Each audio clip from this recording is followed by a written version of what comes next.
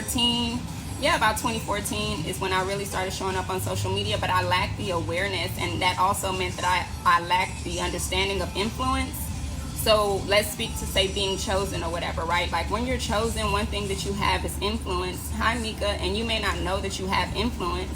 And so what you'll do is you'll misuse said influence because you're not aware of yourself. And so when I first started doing content creation back in 2014, that was one of the things that I struggled with. I was not aware of myself. So I didn't really understand that I had influence.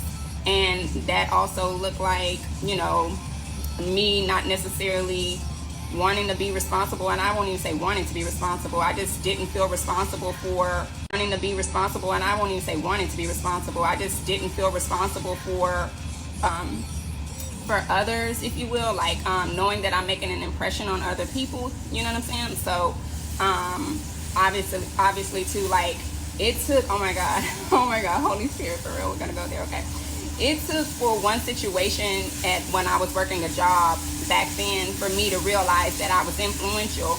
And it was because that person that was influenced by me didn't, like, it was a bad thing. You know what I'm saying? That they did. And I was like, oh my God, this person did this because of me. What the fuck?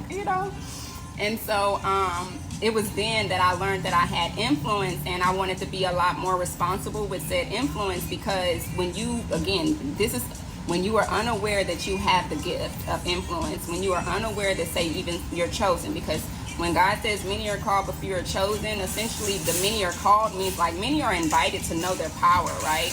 Many people are invited to know their power, okay? But that doesn't necessarily mean they choose to know it.